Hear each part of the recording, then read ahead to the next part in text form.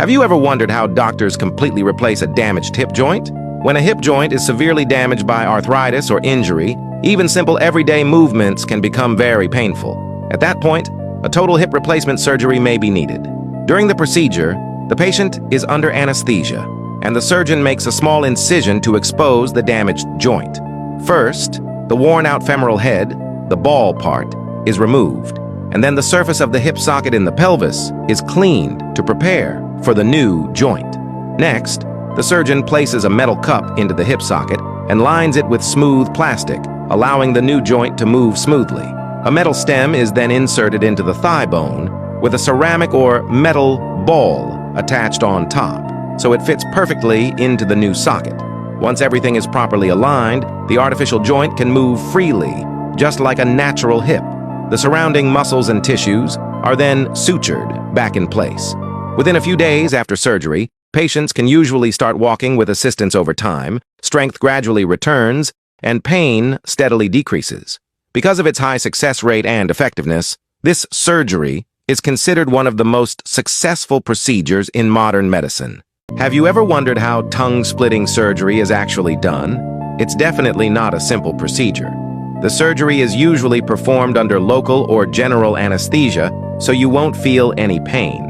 Once the anesthesia kicks in, the surgeon marks a line down the center of the tongue, starting at the tip and moving backward. The length depends on how deep you want the split to be. Then, using either a scalpel or a cauterizing laser, the surgeon cuts along that line and separates the tongue into two sides. When a laser is used, there's usually very little bleeding because it seals the blood vessels as it cuts. With a traditional scalpel, the surgeon typically needs to control the bleeding afterward with stitches or cauterization. After the split, the surgeon may trim or smooth the edges to make both sides look more even, then clean and disinfect the area. Recovery usually takes about 2 to 3 weeks. During this time, swelling and soreness are common, and you'll need to stick to soft foods. Once everything heals, each side of the tongue can move on its own. That's what gives it that snake tongue appearance. Have you ever wondered how a tongue scraper actually cleans your tongue? Your tongue isn't just for tasting. It's also one of the places where bacteria tend to build up the most. The tiny bumps on its surface, called papillae, trap food particles, dead cells, and bacteria. Over time, these collect into a white or yellow coating, which is a major cause of bad breath and unpleasant odors. When you use a tongue scraper, you're physically removing that buildup from the surface of your tongue. The curved edge gently lifts off the coating and reaches into the small grooves that a toothbrush can't easily clean.